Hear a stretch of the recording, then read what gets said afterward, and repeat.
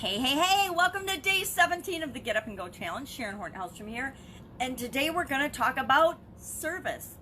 Serving. Have you ever been to the DMV and you get a little number or a little tab or anywhere else and you wait in line and you wait for them to call your number? Well, that's what I was feeling like this morning. And I'm thinking, there are so many things like that aren't going on right now during this incredible time in our history, this bizarre pandemic, right? I don't know if I've ever even used or heard the word pandemic before this occurrence, and this is what's going on. I'm pretty sure I maybe had read it somewhere, but I don't think I'd ever said it out loud. And now I probably say it every other day. We talk about the pandemic and what's going on in our world. Now, today I want to talk about service and who you serve. Number one, the most important aspect of this whole topic is, who do you want to serve? Now, this is one of those topics that we hear about a lot, but as human beings, me included, we tend to push back on it and believe that we serve everyone. This is one of the biggest mistakes you can make in not only your business, but in your life. If your relationships are to serve everyone, you're probably not serving anyone to the best of your ability, right? We need to have priorities in who we want to work with, who we want to serve, what we want to do, what we want to provide. So once we decide what we love to do, what we want to do, the type of problems and things that we can solve, and what our capabilities and our skills and our area of expertise is, the very next thing we need to decide is, who do we want to work with? Who do we want to solve problems for? If you've ever been in a relationship with the wrong person, or had customers that you didn't love or even like, you know exactly what I'm talking about. I've been in both those situations. I've had partners I didn't like. I've had an ex-husband that I didn't really like sometimes. And I've been in businesses where I've been serving groups of people and individuals that I didn't like very much, that didn't resonate with me. But when I say I didn't like very much, meaning I didn't feel good helping and serving and coaching and guiding them or selling them my products and services. And not just coaching, but just even, in retail businesses. Sometimes we attract a clientele that isn't our ideal clients, isn't people that we really want to work with. And it's kind of up to us to filter out and attract the people we want to be with, that we want to work with, we want to serve, we want to help solve problems for, we want to be a part of our business, and then also repel and filter out those people that we do not really love to serve. In my Italian food manufacturing business of like 35 years, we had a customer for many, many years, like 20 some years, that was, for a lot of those years, our best customer. And they were purchased by another organization, and the culture and dealing with them changed dramatically, almost overnight, to the point where they became our worst customer. And as an organization, they cost us the most time, the most money, the most energy, they caused us the most problems as a company delivering to them. And although they were our customer, they went from being an awesome customer, our favorite, and somebody that we love to work with, to somebody that every day we knew we were going to have a problem with, and what was the problem going to be today, and we had to solve it. And at some point, and it took me a long time to get there because they represented about 80% of our sales at the time, I needed to let them go. I needed to fire that customer. One of the hardest business decisions I've ever made in my life.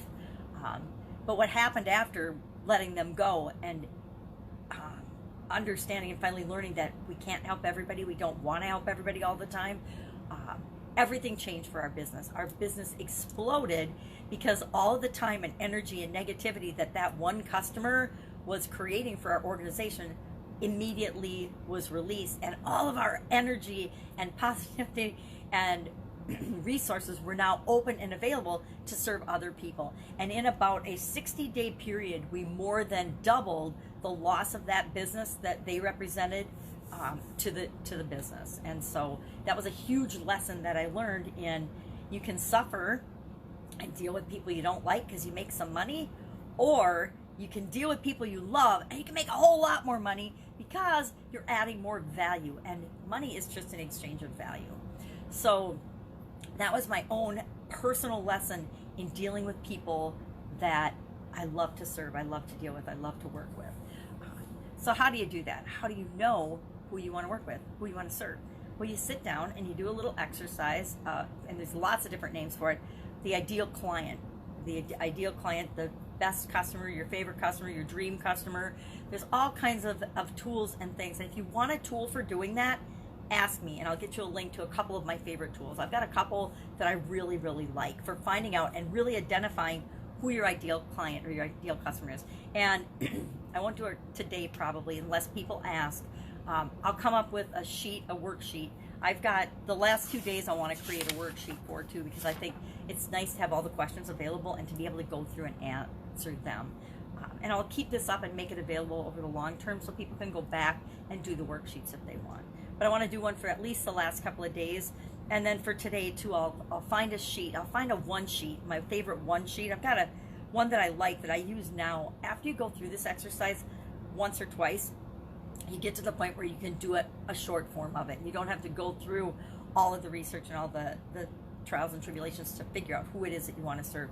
But now is a good time when everything has changed to say, okay, this is where I was before. And remember, whether you have a business or not, if you're an employee, you have customers and you're serving them too. If you're in a department or a division in a corporation and you hate the next department in the chain and in the process, and you hate serving those people, now is the time to look at what else is possible. What else could I be doing? Where else could I be working?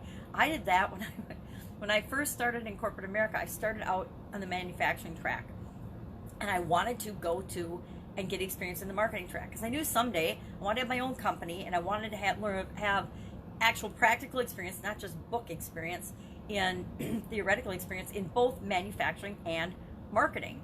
And in the organization I was with, very big, billion-dollar company, that was not allowed. You could not switch from one professional track to the next. Believe me, creative me tried all kinds of ways of making that happen, and it wasn't going to happen. And so I knew that I was going to have to do something different. And that's when I started to switch industries and switch companies in my career, which is a great thing. I mean, most people think that's bad, but I met a bunch of the people that I used to work with at that company camping 25 years later. And because of the career path I took versus the one they took, people that I started working with at that company, they were making about 25-30% more than they were when they started at the organization. I was making quadruple what any of them and what any of us were making just in my corporate job at the time. So that was another big lesson that I learned, is sometimes you have to switch who you're serving and where you're serving people and change up your own environment. So excuse me, we need to ask ourselves, who is it that we like working with? If you're in business already and you've got customers, all you have to do is think about who is your favorite customer and then what do you like about him or her. I did that for the longest time. I had a favorite customer named Kim in the Italian food business. And so everything I was going to do, everything I thought about, everything I considered doing in that business, I ran it through. I would actually ask her, or I would ask, what would Kim think of this? What do I think Kim would think of this? How would she react to this? And that was really, really powerful for making decisions in that business. And what I want to encourage you to do today is do the same thing. I want you to think of, if you're in corporate America, think of, remember, your boss is your customer too, right? You have customers both sides of the aisle usually. So your boss is your customer, and so are the people in the next department that you serve, or the people that report to you. They're actually your customers, right? As a leader, the people you lead are your customers. So how are you serving them? So they might be your ideal customers. So who's your ideal employee, right? Who's your ideal team member? And our action item for today is to describe that person. Now, if it's a real person, you don't have to give their name, but you can make up a name for them. So we're just going to all assume that it's a made-up name. And although Kim is a real person and I love her, you don't have to use a person's real name, right? You can have a name for them and then use a few words to describe that person to give us an idea of who they are. I mean, is it a business owner? Is he or she a parent? Are they religious? Are they educated? Da da da da. And just give us a snapshot of your ideal, the one perfect customer in the whole wide world for you, the one person that you would do anything for and love to work with, whether they paid you or not. That is your ideal customer. That's your dream customer. And the person that you don't want to just solve one problem for, you're like, I want to make sure that their life works and that it's better. So after we solve this problem for them, I know there's going to be another one, and we're going to solve the next problem for them. That is how you want to feel about your ideal customer, is that you want to keep adding value and service to their life just because you want their life to be better, because you love and adore them. That's how you want your ideal customers to be. So if you want more information about this, hit me up. I've done several trainings on it. I've got access to incredible resources about identifying your ideal customer. Or, guess what? You could Google it. If you've never done this exercise before, be proactive. Google it and look for your own resources and the ones that you resonate with. Because maybe the ones I love aren't the ones that you love. Again, who do you want to work with? Who do you want to serve? Who do you want to help? Who do you want to give value to? Who do you want to solve problems for? Because it's a lot easier to solve problems for people that you love and care about than people that you don't. It's a lot more fun to create happy experiences for your family members, those people you love and care about, than it is your next door neighbor who you can't stand, right? Have you ever had a neighbor that you just can't stand because you clash in values or whatever, for whatever reason? Well, how much do you want to add value to their life versus the people you love and care about that are in your family? So that's it. Share in the comments below the name. I want you to name this person or give them a name. And I want you to, if you can, find a picture or go create a picture of them or a drawing or whatever. Just do something to move toward identifying your perfect customer. That's it.